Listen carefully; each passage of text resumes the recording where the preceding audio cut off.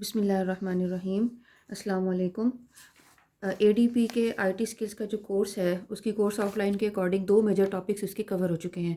पहला टॉपिक है storage devices का, जो कि आपकी आईटी सीरीज़ की बुक जो कि आपको रेकमेंड की गई है उसका चैप्टर नंबर 5 है। उसके बाद अगला टॉपिक है नंबर सिस्टम। ये भी टॉपिक आप लोगों का कवर हो चुका है, जो कि चैप्टर नंबर 12 है इस बुक का।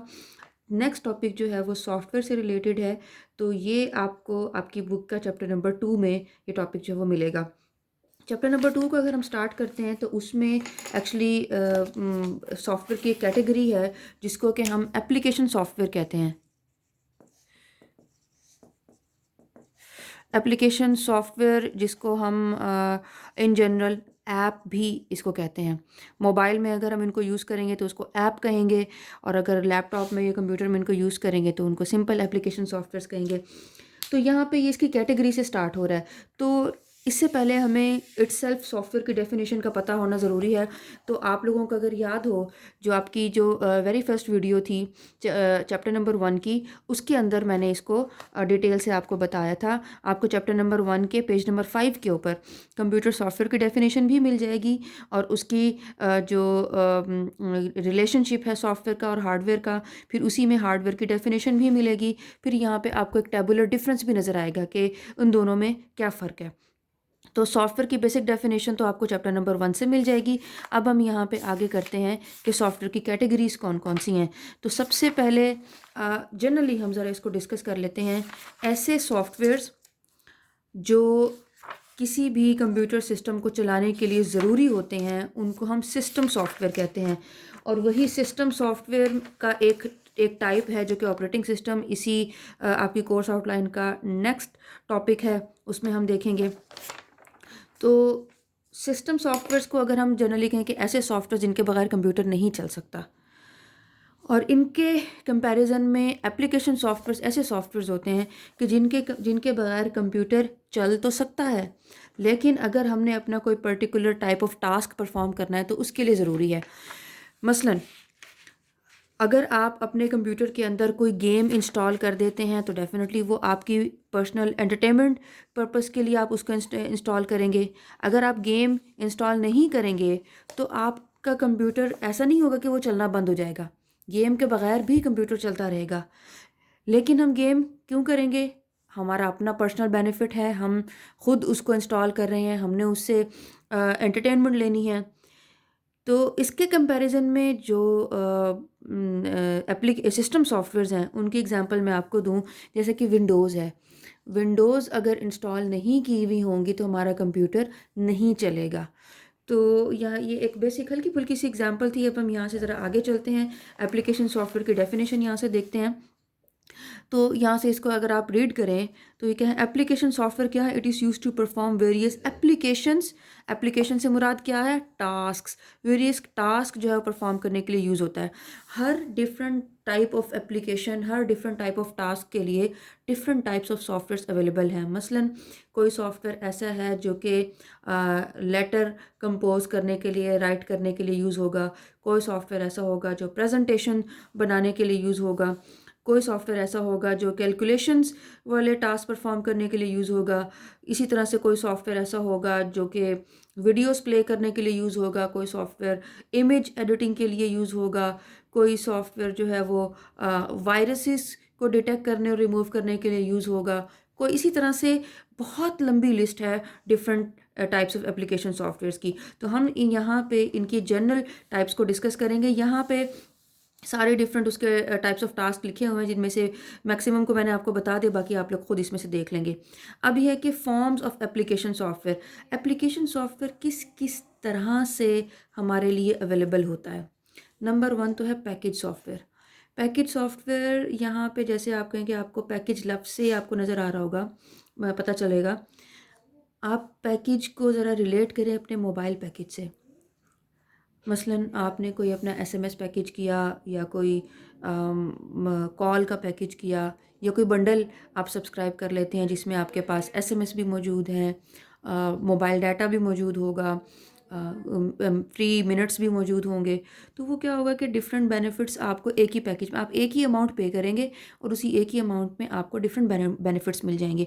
तो पैकेज सॉफ्टवेयर्स भी ऐसे ही होते हैं कि इसमें आप जब सॉफ्टवेयर परचेज़ करते हैं तो एक ही इसमें आपकी एक ही बार जब आप परचेज़ करेंगे तो उसके अंदर different types of necessary software जो कि आपकी नीड के अकॉर्डिंग हो सकते हैं, वो नेसेसरी सॉफ्टवेयर उसके अंदर मौजूद होंगे।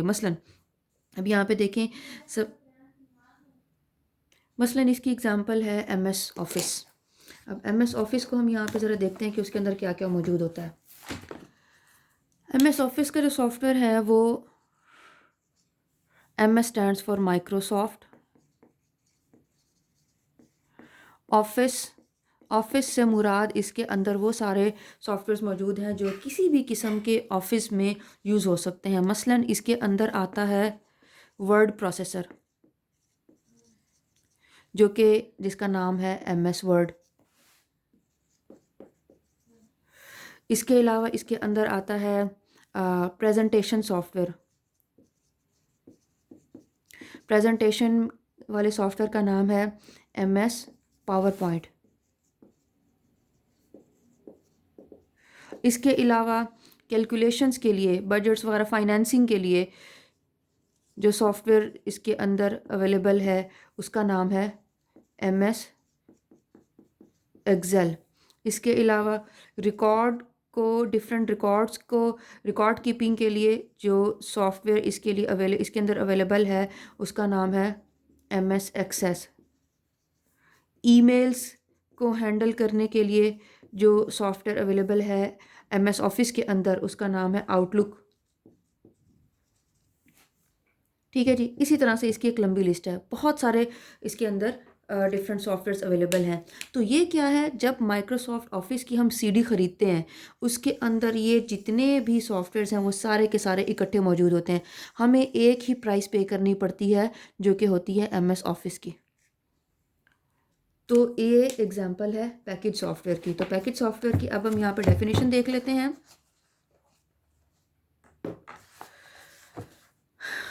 पैकेज सॉफ्टवेयर और रिटेल सॉफ्टवेयर दूसरा नाम इसका रिटेल सॉफ्टवेयर भी दिया है। ये क्या है, कॉपीराइटेड सॉफ्टवेयर होते हैं। किसके लिए? Available for different types of users. It is not develop for particular user organisation. Example of package software are word processing, spreadsheet software वगैरह वगैरह। ठीक है जी, ये सारे के सारे पैकेज सॉफ्टवेयर की इसकी एग्जांपल है। उसके बाद आ जाता है जी custom software. Custom software, custom, पहले तो हम वर्ड कस्टम को अंडरस्टैंड करते हैं। कस्टम से मुराद होता है किसी ख़ास बंदे की रिक्वायरमेंट के अकॉर्डिंग। तो हम यहाँ पे इसको आगे लिखते हैं कस्टम। कस्टम से मुराद according to particular user needs. तो कस्टम सॉफ्टवेयर से मुराद क्या हुआ? ऐसा सॉफ्टवेयर जो किसी ख़ास यूज़र की रिक्वायरमेंट के अकॉर्डिंग हो। अब कस्टम सॉफ्टवेयर की एग्जांपल हम यहाँ पे लेते हैं। चलिए पहले इसको अंडरस्टैंड कर लेते हैं। कस्टम सॉफ्टवेयर ऐसे सॉफ्टवेयर होते हैं जो किसी ख़ास यूज़र के लिए ही डिज़ाइन किए जाते हैं। उस सॉफ्टवेयर को वही पर्टिकुलर ऑर्गेनाइजेशन या वही पर्टिकुलर पर्सन्स यूज़ करेंगे जिन्होंने उसको डिज़ाइन करवाया है। उनके अलावा वो किसी और लोगों के लिए काबिल इस्तेमाल भी नहीं है।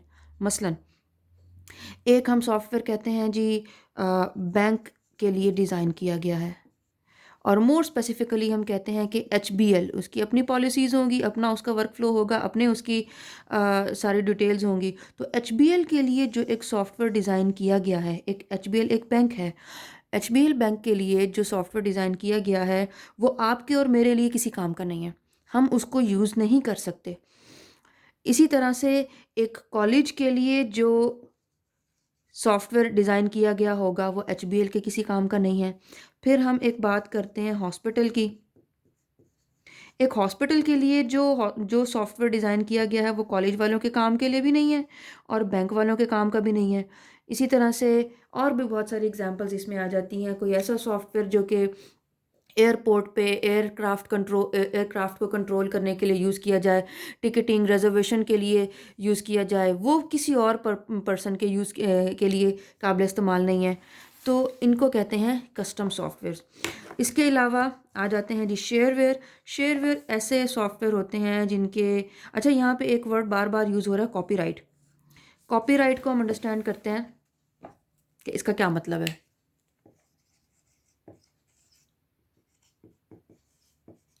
यहाँ पे ये वर्ड एक्चुअली बना है दो वर्ड से, एक वर्ड है कॉपी, दूसरा है राइट। कॉपी से मुराद है कि हम उस डिज़ाइन को, उस सॉफ्टवेयर को कॉपी कर सकते हैं। राइट का मतलब क्या है कि मेरे पास उसका राइट मौजूद है। कॉपीराइट से अब क्या मतलब हुआ, मैं मसलन एज्यूम करें कि आप एक सॉफ्टवेयर डेवलपर हैं, सॉफ्टवेयर इंजीनियर हैं। आपने एक सॉफ्टवेयर डिज़ाइन किया, डेवलप किया, फिर उसको यूज़ में लेके आए, तो सारी की सारी मेहनत, इन्वेस्टमेंट आपने की है। अगर कल को कोई बंदा वही सॉफ्टवेयर कॉपी करके किसी और को सेल कर दे, खुद उससे बेनिफिट उठाना शुरू कर दे, तो आपकी मेहनत पे तो पानी फिर जाएगा।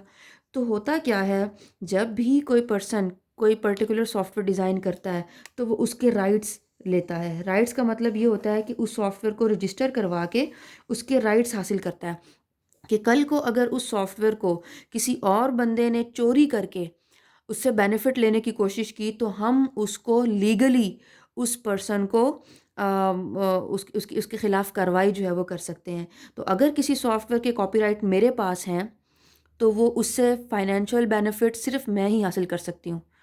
अगर किसी सॉफ्टवेयर के कॉपीराइट्स आपके पास हैं, तो उससे किसी भी किस्म के फ़ाइनेंशियल बेनिफिट्स जो हैं वो आप ही हासिल कर सकते हैं। कोई और उससे हासिल नहीं कर सकता। यूज़ उसको कोई कोई भी मर्ज़ी उसको यूज़ कर सकता है, क्योंकि हमने वो अपने यूज़ के लिए तो बनाया नहीं है। जितने भी सॉफ्टवेयर डेवलपर्स होते हैं, वो सॉफ्टवेयर्स अपने लिए नहीं बनाते, वो दूसरों के लिए बनाते हैं। यूज़ तो उसको कोई भी टारगेट पर्सन्स जो हैं वो करेंगे, लेकिन उससे फ़ाइनेंशियल बेनिफिट जो है वो सिर्फ़ मुझे होगा, क्योंकि उसके कॉपीराइट्स मेरे पास हैं। अब अगर किसी ने उस सॉफ्टवेयर को कॉपी करके सेल करना है, तो उसे पहले मुझसे परमिशन लेनी होगी। तो इसको कहते हैं कॉपीराइट्स लेना। ठीक है जी। तो कॉपीराइट सॉफ्टवेयर जो है वो, अब आगे उनमें शेयरवेयर की बात आ रही है। शेयरवेयर ऐसे सॉफ्टवेयर्स हैं जिनके राइट्स, कॉपीराइट्स जो हैं वो किसी एक ओनर के पास होते हैं, और वो अलाउ करते हैं दूसरे लोगों को कि आप इन मेरे इस सॉफ्टवेयर को दूसरों के साथ शेयर करें। तो शेयरवेयर एक्चुअली होता क्या है, ये एक ऐसा सॉफ्टवेयर होता है जो कि या तो फ्री होता है या फिर कुछ अरसे के लिए फ्री होता है, कि आप जिसको यूज़ करें। अगर आपको ये सॉफ्टवेयर अच्छा लगता है तो इसका 1 महीने का ट्रायल है या 1 हफ़्ते का ट्रायल है। इस ट्रायल पीरियड के बाद आपको इस सॉफ्टवेयर को मज़ीद इस्तेमाल करने के लिए आपको पैसे खर्च करने पड़ेंगे, आपको परचेज़ करना पड़ेगा। इसकी एग्ज़ाम्पल बहुत सारी ऐप्स भी हैं। आप लोगों में से बहुत सारे बच्चे एंड्रॉयड फ़ोन यूज़ करते होंगे। आपने बहुत सारी ऐप्स ऐसी देखी होंगी जिनमें किसी में 1 हफ़्ते का ट्रायल होता है। इवन कुछ ऐप्स मैंने ऐसी भी देखी हैं जिनमें 1 दिन का ट्रायल होता है, कि आप 1 दिन उसको यूज़ करें। अगर आपको मज़ीद वो ऐप यूज़ करनी है तो आप उसको परचेज़ करें। तो इनको, ऐसे सॉफ्टवेयर्स को हम कहते हैं शेयरवेयर। इनके कंपैरिज़न में फ्रीवेयर्स आते हैं। फ्रीवेयर ऐसे सॉफ्टवेयर्स होते हैं जो कि फुल टाइम फ्री होते हैं। उनमें ऐसी लिमिट नहीं होती कि आप बाद में थोड़ा अर्सा के लिए इसको यूज़ करें। अगर आपको ये सॉफ्टवेयर काम का लगता है, अच्छा लगता है, तो आप कुछ अर्से के बाद इसको परचेज़ कर लें। तो इनमें ऐसी बात नहीं होती। शेयरवेयर में ये बात होती है कि आप कुछ अर्से तक उनको परचेज़ कर सकें। फ्रीवेयर में ये चीज़ नहीं होती। उसके बाद आ जाते हैं जी पब्लिक डोमेन सॉफ्टवेयर्स। ऐसे सॉफ्टवेयर जो आम आवाम के लिए इस्तेमाल करने के लिए जो है वो अवेलेबल होते हैं। मसलन आपने सुना होगा कि प्राइम मिनिस्टर कंप्लेंट पोर्टल है, उसकी ऐप भी है, उसकी वेबसाइट भी मौजूद है। वेबसाइट के ऊपर भी बैक एंड पे उसका एक कंप्लीट सिस्टम काम कर रहा है। तो ये एक ऐसा सॉफ्टवेयर है, ये एक ऐसी ऐप है कि जिसको आपने जब यूज़ करना है, तो वो कभी भी आपसे उसके पैसे आपको नहीं पे करने पड़ेंगे, क्योंकि वो गवर्नमेंट ने या किसी ऑर्गेनाइजेशन ने आम पब्लिक के इस्तेमाल के लिए उसको इंट्रोड्यूस कराया हुआ है। आम पब्लिक के इस्तेमाल के लिए वो मार्केट में आई है। तो उसकी कभी भी किसी भी किस्म की कॉस्ट जो है वो नहीं होती। इसके अलावा आते हैं जी open source softwares. Open source software ऐसे होते हैं कि जिनका जो कोड है, जिनकी इंस्ट्रक्शंस हैं, लैंग्वेज की इंस्ट्रक्शंस हैं, वो छुपाई हुई नहीं होती। नॉर्मली तो ऐसा होता है कि जो पिछली जितनी भी कैटेगरीज हमने की हैं, इनमें ऐसा होता है कि जितने भी सॉफ्टवेयर्स, जो भी सॉफ्टवेयर डेवलपर बनाते हैं, वो उसका जो कोड है वो इस तरह से पैक करके उसको हाइड कर देते हैं कि कोई और डेवलपर, कोई और बंदा ये ना देख सके कि ये हमने जो ये सॉफ्टवेयर जो डिज़ाइन किया है, इसको हमने कैसे डिज़ाइन किया है, इसकी इंस्ट्रक्शंस कैसे हमने इसके अंदर डिज़ाइन इसके अंदर लिखी हैं, क्या-क्या कोडिंग इसके अंदर यूज़ हुई है, क्या फंक्शंस इसके अंदर यूज़ हुए हैं, क्या इसकी डिटेल्स हैं। तो उन उन सॉफ्टवेयर्स को कॉपी करना जो है वो आसान नहीं होता। तो ओपन सोर्स सॉफ्टवेयर्स ऐसे सॉफ्टवेयर्स होते हैं उनके कंपैरिज़न में जिनका कोड खुला होता है सबके लिए। वो इसलिए इनको खुला रखा जाता है कि और जो डेवलपर्स हैं, यंग डेवलपर्स हैं, यंग सॉफ्टवेयर डिज़ाइनर्स हैं, वो उनके कोड को यूज़ करके, उनके कोड को देख के कुछ बेहतर और डिज़ाइन कर सकें। उनके कोड से उनको हेल्प मिल सके। तो इनको ओपन सोर्स सॉफ्टवेयर्स कहते हैं। उसके बाद आ जाते हैं वेब एप्लीकेशंस। ऐसे सॉफ्टवेयर्स जो इंटरनेट के थ्रू चलते हैं, किसी वेब ब्राउज़र में चलते हैं, उनको हम वेब एप्लीकेशंस कहते हैं। मसलन यहाँ पे इसमें एग्जांपल दी हुई है हॉटमेल की, गूगल डॉक्स की, वन ड्राइव की, थिंक फ्री ऑनलाइन। ये कुछ डिफरेंट नाम हैं जिनमें से एक आधा नाम तो आपने सुना होगा, बाकी नाम नहीं सुने होंगे। इसकी मैं आसान तरीन एग्जांपल देती हूँ। कोई भी ऐसी गेम आप खेलें जो कि ऑनलाइन हो। मसलन आप में से बहुत सारी बच्चियों ने ये गेम खेली होगी। बचपन में आप लोगों ने ये काम ज़रूर किया होगा कि अगर आपके घर इंटरनेट था, बारबी को आप ड्रेसअप करें। बारबी के डिफरेंट हेयर स्टाइल्स आपने ट्राई किए होंगे, डिफरेंट उसके कपड़े उसको पहनाए होंगे, डिफरेंट टाइप की उसको उसको मेकअप किया होगा, उसके नेल्स सेट किए होंगे, उसकी डिफरेंट ग्लासेस आपने लगाए। ये टोटल आपको उसकी अपीयरेंस के हवाले से डिफरेंट गेम्स जो हैं अभी भी अवेलेबल हैं, मौजूद हैं। तो गेम भी एक्चुअली एक सॉफ्टवेयर है, लेकिन अगर वही सॉफ्टवेयर इंटरनेट को यूज़ करके चल रहा है तो उसको हम वेब एप्लीकेशंस कहते हैं। इसी तरह से हमारे जितने भी ईमेल ईमेल्स की जो वेबसाइट्स हैं वो भी सारी की सारी वेब एप्लीकेशंस में आती हैं। चलें जी, अब नेक्स्ट टॉपिक है मोबाइल ऐप्स का। इनका इंट्रोडक्शन मैंने आपको पहले भी दिया था, आप लोगों को पता भी है क्योंकि आप सब लोग ऑलरेडी मोबाइल ऐप्स बेशुमार मोबाइल ऐप्स आप रोज़ाना यूज़ भी करते हैं। तो ये एक्चुअली क्या है, mobile apps are design for hand held devices such as smartphones, tablet computers या फिर मीडिया प्लेयर्स। ये मीडिया प्लेयर इसको बेशक छोड़ दें। तो ये एक्चुअली क्या होती हैं, ऐसी ऐप्स हैं जो कि स्मॉल डिवाइसेस के लिए यूज़ होती हैं। अब मोबाइल ऐप्स को मज़ीद मेरे ख़्याल में एक्सप्लेन करने की ज़रूरत नहीं है। इनको हम डाउनलोड करते हैं इंटरनेट कनेक्शन के होते हुए। वो इंटरनेट कनेक्शन हमारा जो है वो लैंडलाइन के थ्रू भी हो सकता है, ब्रॉडबैंड कनेक्शन भी हो सकता है, या फिर हमारा मोबाइल डाटा भी हो सकता है। तो कुछ मोबाइल ऐप्स ऐसी होती हैं जिनको हम एक बार डाउनलोड कर लें तो बग़ैर इंटरनेट कनेक्शन के वो चलती रहती हैं। लाइक आपने कोई इमेज एडिटिंग सॉफ्टवेयर आपने इंस्टॉल किया, तो जब आप उसको एक बार इंस्टॉल कर लेंगे तो आप उससे जितनी मर्ज़ी बार, बेशक आपके पास बाद में इंटरनेट है या नहीं है, आप उस सॉफ्टवेयर को यूज़ कर सकते हैं। लेकिन कुछ ऐप्स ऐसी भी होती हैं कि जिनको इंस्टॉल करने के लिए भी इंटरनेट की ज़रूरत होती है और उनको यूज़ करने के लिए भी इंटरनेट की ज़रूरत होती है। इसकी एग्ज़ाम्पल आप लोगों को ये देते हैं कि जैसे ज़ूम, आप में से बहुत सारे बच्चों के बहन भाई, अपनी छोटे बहन भाई अपनी क्लासेस जो हैं वो ज़ूम के ऊपर लेते होंगे। तो ज़ूम जो है वो एक ऐसी ऐप है जो कि इंटरनेट के थ्रू चलती है। चलें ज़ूम तो थोड़ी सी आगे की बात है। आप ये यूट्यूब को देख लें जिसके ऊपर आप अपना लेक्चर देख रहे हैं। क्या यूट्यूब बग़ैर इंटरनेट के चल सकती है? ये ऐप इंटरनेट के बगैर नहीं चल सकती। हाँ, ये हो सकता है कि आपने कुछ वीडियोस डाउनलोड करके रख दी हों, तो वो इंटरनेट नहीं भी है, तो वो ऐप्स जो है वो चलती रहेंगी। तो मोबाइल ऐप्स के बारे में भी हो गया। अच्छा, अब यहाँ पे इससे मज़ीद आगे जाने से पहले बच्चों मैं आप लोगों को कुछ ये भी बता दूँ कि यहाँ पे देखें डिफरेंट टॉपिक्स हैं, इनकी डिटेल डिफरेंट है।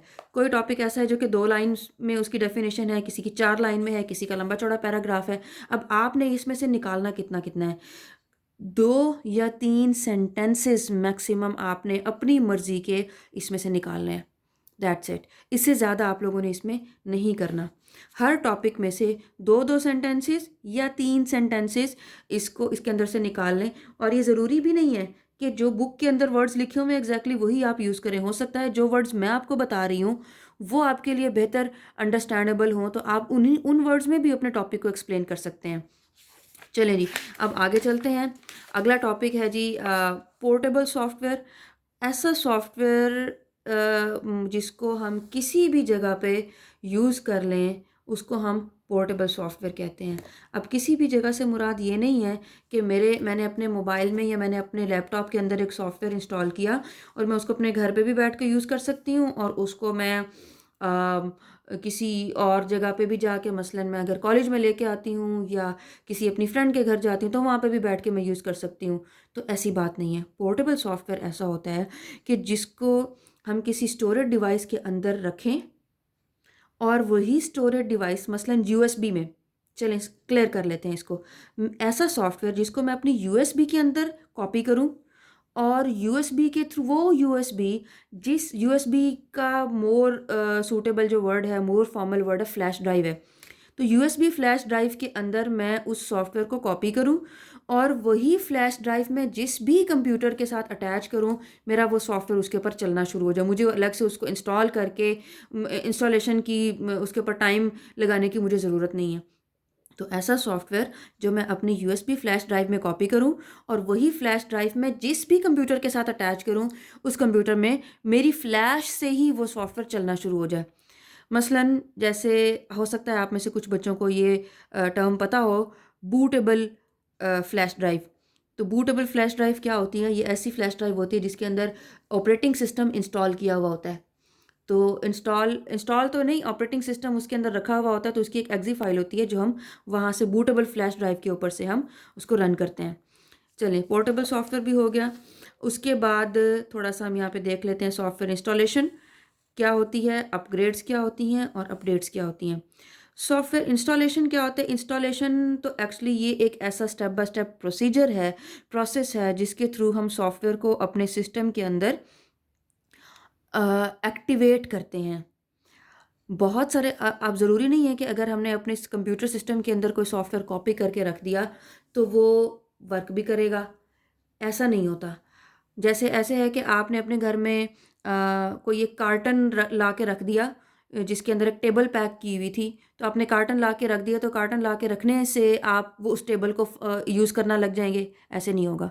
अगर आपने उस टेबल को यूज़ करना है तो आपको उस कार्टन को ओपन करके उस टेबल के जितने भी पार्ट्स हैं वो असेंबल करके उनको प्रॉपर किसी प्लेस पे रखना होगा ताकि आप उसको यूज़ कर सकें। तो इसी तरह से सॉफ्टवेयर्स का भी है। सॉफ्टवेयर जब तक उनकी इंस्ट्रक्शंस जो है वो सिस्टम के पास नहीं चली जाती इंस्टॉलेशन के थ्रू, तो तब तक उस सॉफ्टवेयर को हम यूज़ नहीं कर सकते। तो इस स्टेप बाय स्टेप प्रोसेस को हम कहते हैं सॉफ्टवेयर इंस्टॉलेशन। अब मज़ीद इसके साथ अपग्रेड का एक वर्ड यूज़ किया हुआ है। अपग्रेड ऐसी चीज़ को कहते हैं कि आज आपने एक सॉफ्टवेयर ख़रीदा, मिसाल के तौर पे उस सॉफ्टवेयर की कीमत थी 5,000 रुपये।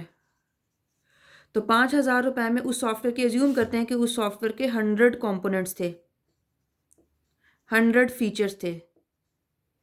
तो 5,000 में हमें मिले, एज्यूम करते हैं 5,000 में हमें उन 100 फीचर्स में से हमने जो परचेज़ किए हैं, हम इन 100 फीचर्स में से हमें मिले 50 फीचर्स, 50 कंपोनेंट्स हमें मिल गए। तो कल को अगर मुझे लगता है कि जो रिमेनिंग 100 कंपोनेंट्स हैं, मुझे इनको भी यूज़ करना है, मुझे इनकी भी ज़रूरत है, तो बाद में हम क्या करेंगे, एडिशनल अमाउंट जो है वो पे करेंगे और बाकी के जो 50 फीचर्स हैं वो हम यूज़ कर सकेंगे, उनको हम परचेज़ कर सकेंगे और वो इंस्ट्रक्शंस भी हमारे कंप्यूटर सिस्टम के अंदर या मोबाइल डिवाइस के अंदर इंस्टॉल हो जाएंगी। इसकी एग्जांपल ऐसे ही है जैसे आप लोग मोबाइल में फ्री ऐप्स यूज़ करते हैं, तो उसमें अगर आप उसके एडिशनल फीचर्स यूज़ करना चाहें तो उसके ऊपर लिखा हुआ होता है कि अपग्रेड करें, अपग्रेड टू प्रीमियम। तो अपग्रेड का मतलब ये होता है कि आपको इसके मज़ीद फ़ीचर्स यूज़ करने के लिए आपको इस सॉफ्टवेयर की कैपेबिलिटी बढ़ानी पड़ेगी। तो कैपेबिलिटी ज़ाहिर सी बात है तभी बढ़ाएंगे जब हम सॉफ्टवेयर की जो अमाउंट, जो उसकी उसकी कॉस्ट है वो पे करेंगे। इसके अलावा मज़ीद इसके अंदर जो वर्ड यूज़ किया हुआ है वो है अपडेट।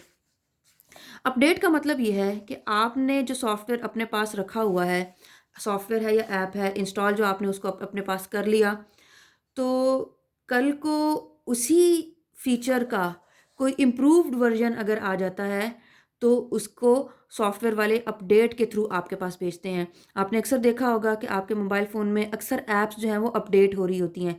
अपडेट किस तरह से होती हैं? मसलन यूट्यूब की अगर हम बात करें, कभी उसके बटन्स की लुक क्या होती है, थोड़ी सी बाद में लुक चेंज हो जाती है, कभी उसका कौन सा फ़ीचर चेंज हो जाता है, कभी कौन सा फ़ीचर चेंज हो जाता है, कभी प्रीवियस फ़ीचर इम्प्रूव हो जाता है, कभी कोई पिछला फ़ीचर जो ज़्यादा यूज़ होने वाला नहीं है वो ख़त्म करके नया फ़ीचर इंट्रोड्यूस करा दिया जाता है। तो इनको हम कहते हैं अपडेट्स।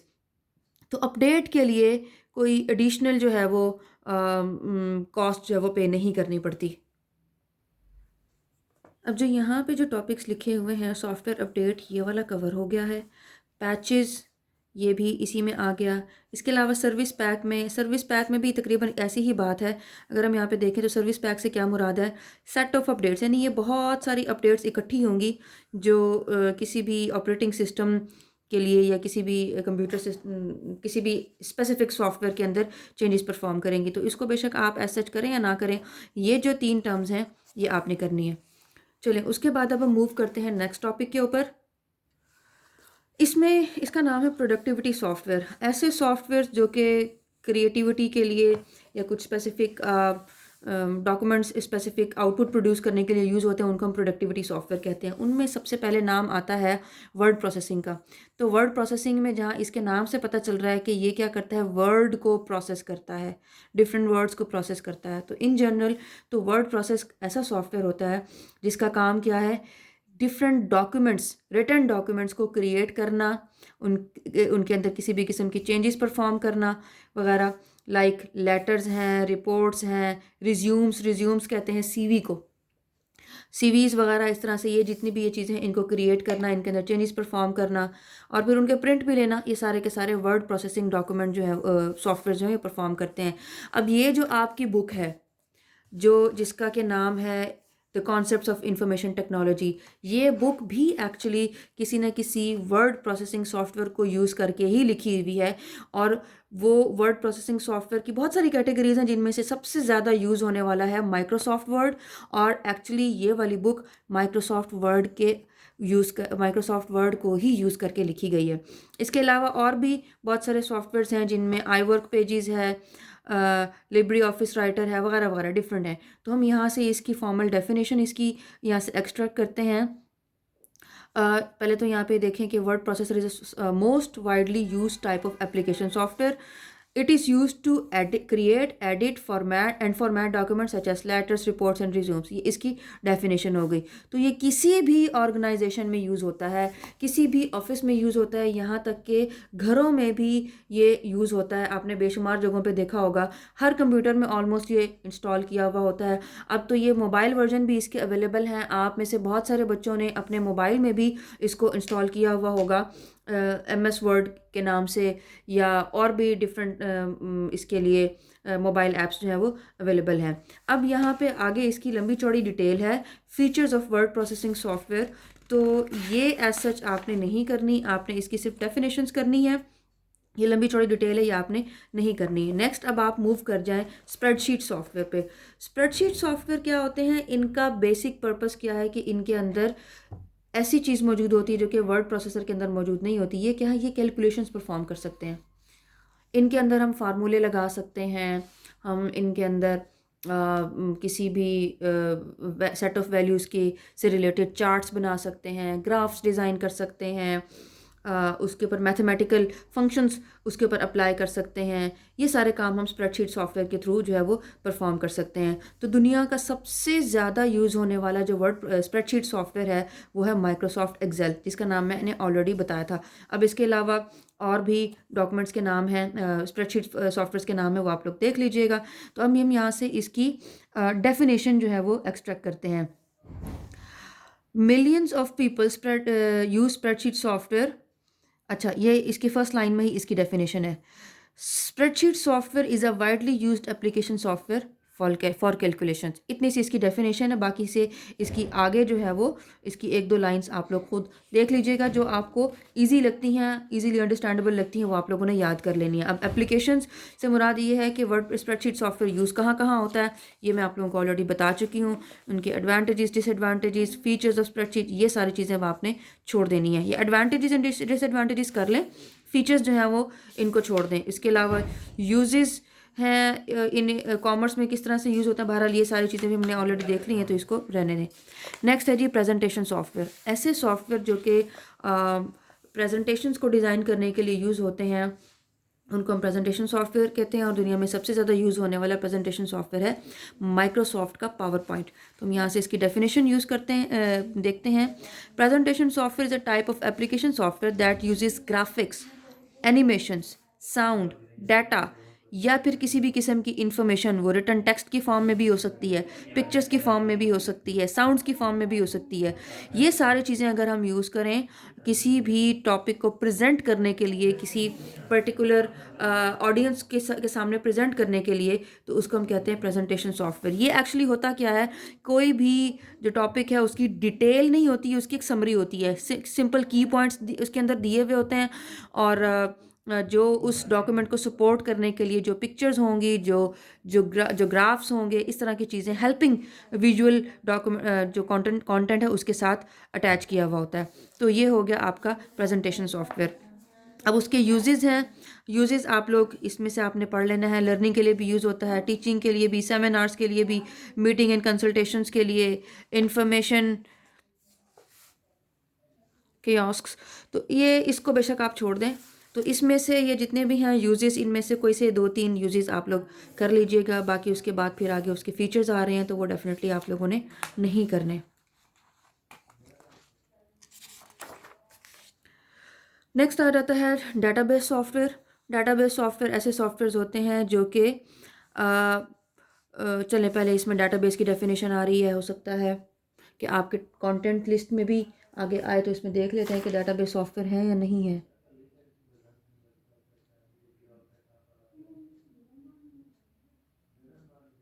हाँ जी, डेटाबेस की टर्म आ रही है। तो डेटाबेस को हम सिंपली यहाँ पे ऐसे डिफाइन करते हैं, इसकी शॉर्टेस्ट डेफिनेशन क्या है, collection of organised data. Tables की फॉर्म में, अलग अलग टेबल्स की फॉर्म में जो डाटा ऑर्गेनाइज किया हुआ होता है उसको हम डेटाबेस कहते हैं। तो ऐसा सॉफ्टवेयर जो कि डेटाबेस को क्रिएट और मेंटेन करने के लिए यूज़ होता है उसको हम डेटाबेस सॉफ्टवेयर कहते हैं। यहाँ पे देख लें, in the data in the database can be accessed, retrieved and used easily. अच्छा, तो यहाँ से इसकी डेफिनेशन एक्चुअली स्टार्ट हो रही है। Database software is application software that is use to create, access and manage database. मैं आपको ऑलरेडी बता चुकी हूँ। अब उसके बाद आगे ये है कि दुनिया के पॉपुलर जो डेटाबेस सॉफ्टवेयर हैं उनके नाम दिए हुए हैं, जिनमें से सबसे पहला नाम माइक्रोसॉफ्ट एक्सेस का है। नेक्स्ट आती है बारी प्रोजेक्ट मैनेजमेंट सॉफ्टवेयर्स की। तो ये ऐसे सॉफ्टवेयर हैं जो कि बड़े बड़े प्रोजेक्ट्स को मैनेज करने के लिए, उनकी डिटेल्स मेंटेन करने के लिए यूज़ होते हैं। मसलन अगर हमने कोई एक आर्किटेक्ट है जिसने एक बिल्डिंग बनानी है, तो उस बिल्डिंग की जो सारी की सारी डिटेल्स होंगी, उसका मैप क्या होगा, उसकी फ्लोर्स की डिटेल्स क्या होंगी, उसकी जो स्ट्रक्चर है उनकी मेजरमेंट्स क्या होंगे, जितनी भी सारी डिटेल्स हैं उसके अंदर वो डिफरेंट ग्राफ्स भी यूज़ करेगा, चार्ट्स भी यूज़ करेगा, और टाइम स्केल भी यूज़ करेगा, टाइम लाइन्स भी उसके अंदर यूज़ होंगी। तो बहुत सारी चीज़ें उसके अंदर यूज़ होंगी। ये सारे की सारी चीज़ें जो हैं वो मेंटेन होंगी प्रोजेक्ट मैनेजमेंट सॉफ्टवेयर्स के अंदर। इनमें जो अगेन वही बात है, सबसे ज़्यादा पॉपुलर जो है वो माइक्रोसॉफ्ट प्रोजेक्ट इनके अंदर है। और इसके अलावा जो है वो और भी इनके अंदर इनमें नाम हैं। तो अब हम यहाँ से इसकी डेफिनेशन देखते हैं। प्रोजेक्ट मैनेजमेंट सॉफ्टवेयर क्या है? It is used for planning large projects, scheduling project task and tracking project cost वगैरह। तो ये यहाँ से आप इसकी डेफिनेशन देख लेंगे और आगे फिर इसको आप लोग खुद पढ़ लेंगे।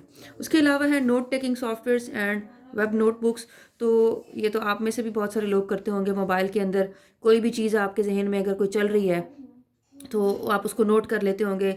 जो कि सबसे ज़्यादा नोट्स बनाने के लिए जो आपके पास ऐप जो है वो यूज़ होती है वो है सैमसंग नोट्स। कुछ लोग जो है वो कलरफुल ऐप्स भी यूज़ करते हैं नोट मेकिंग के लिए। उनमें मुझे ऐसा किसी ऐप का नाम मुझे याद नहीं है। तो एक्चुअली नोट टेकिंग ऐप्स जो हैं वो उनका काम क्या है, use to take notes during class, lectures या मीटिंग, या फिर ऐसी किसी एक्टिविटी के दौरान। तो उनमें माइक्रोसॉफ्ट का जो है नोट टेकिंग सॉफ्टवेयर वो है माइक्रोसॉफ्ट वन नोट। ठीक है जी। इसके अलावा ये किसी और सॉफ्टवेयर डेवलपर का इसमें नाम लिखा हुआ है, तो बस इसमें इतना ही काफ़ी है। उसके बाद आ जाते हैं जी पर्सनल इन्फॉर्मेशन मैनेजर्स। तो ये ऐसे सॉफ्टवेयर्स हैं जो कि कोई एक बंदा अपने घर की डिटेल अपनी नोट करने के लिए, अपने डेली के टास्क जो है वो उनकी डिटेल उसके अंदर सेव करने के लिए इन कामों के लिए यूज़ कर सकता है। उसमें क्या है, software application install on PDA. PDA stands for personal digital assistant. तो पर्सनल डिजिटल असिस्टेंट क्या चीज़ होती है, ये आप डिफरेंट डिवाइसेस वाले चैप्टर में देख सकेंगे। बहरहाल जनरली मैं आपको बता देती हूँ, ये पीडीएस जो है वो आज से काफ़ी अर्सा पहले जब मोबाइल इतने कॉमन नहीं थे तो एक छोटी सी डिवाइस होती थी जिसके अंदर जो है वो कहीं पे भी कोई भी डाटा जो है वो उसके अंदर सेव किया जा सकता था क्रिएट करके।